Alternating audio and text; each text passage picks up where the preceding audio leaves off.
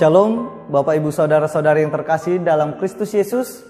Kita kembali bertemu di ibadah harian keluarga Sabtu 28 Februari 2026. Sebelum kita mulai, kita berdoa. Damai sejahtera yang daripada Allah Bapa dan dari anaknya Tuhan Yesus Kristus, itulah yang menyertai kamu. Amin. Saudara-saudari yang terkasih, yang menjadi nats untuk kita hari ini tertulis di kitab Titus pasal yang pertama ayatnya yang ke-7. Dikatakan di sana, sebab sebagai pengatur rumah Allah seorang penilik jemaat harus tidak bercacat, tidak angkuh, bukan pemberang, bukan peminum, bukan pemarah, tidak serakah. Demikianlah firman Tuhan. Saudara-saudari yang terkasih, tugas seorang presiden adalah memimpin dan mengatur negara.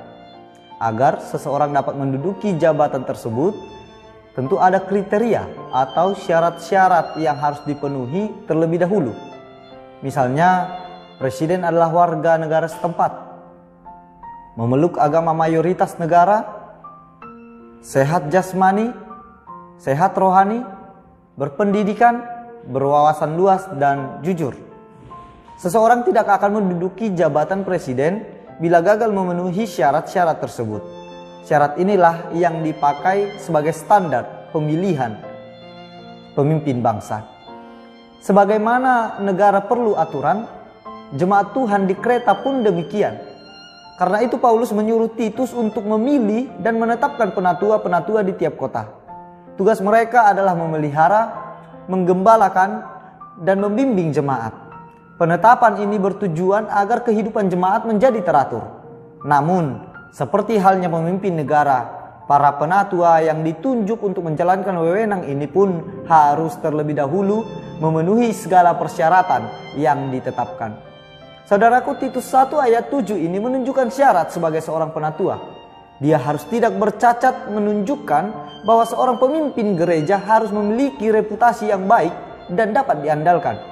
Selain itu, seorang pemimpin juga harus rendah hati dan tidak memandang diri lebih tinggi dari orang lain.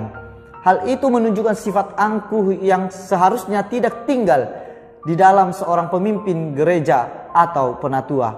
Lalu lebih dari itu, dia juga harus mampu mengendalikan dirinya dan menjaga dirinya dari segala perilaku yang dapat merusak jemaat. Bapak Ibu, cukup panjang kriteria yang diberikan Paulus untuk orang yang akan memimpin sebuah jemaat. Kriteria ini tampaknya juga perlu diterapkan pada kita semua sebagai pengikut Kristus di dunia ini. Jadi kalau kita dipanggil untuk hidup kudus, itu berarti segala perkataan dan perbuatan kita harus secara khusus ditujukan kepada Tuhan. Dengan demikian, nas ini mengingatkan kita tentang pentingnya memiliki karakter yang baik dan berintegritas dalam keberadaan sebagai seorang Kristen. Kita dipanggil untuk dapat menjadi pemimpin yang membawa kepada perubahan dan pertumbuhan rohani dan menjaga kesatuan dalam komunitas iman. Amin. Kita berdoa.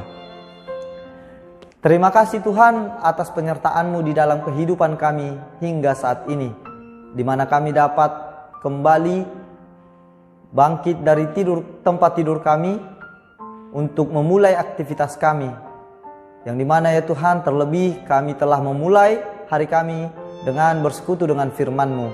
Maka biarlah Engkau ya Tuhan yang senantiasa menyertai kami, menyertai kehidupan kami, segala aktivitas kami hari ini, sehingga melalui kegiatan yang kami perbuat menjadi kemuliaan bagi nama-Mu. Bantu kami ya Tuhan menjadi pemimpin-pemimpin yang baik untuk diri kami sendiri, untuk teman-teman, saudara-saudara kami di sekitar kami, di komunitas kami, agar tidak satupun dari kami yang bercacat di hadapan-Mu ya Tuhan. Bapa yang baik, berkati seluruh jemaat-Mu dimanapun mereka berada, apapun yang mereka perbuat dan mereka kerjakan hari ini, berkati agar menjadi sukacita bagi kami semua. Terpuji dan termulialah nama-Mu kekal sampai selama-lamanya. Dalam Kristus Yesus kami berdoa dan mengucap syukur. Anugerah dari Tuhan kita Yesus Kristus, kasih dari Allah Bapa, dan persekutuan Roh Kudus itulah yang menyertai kamu.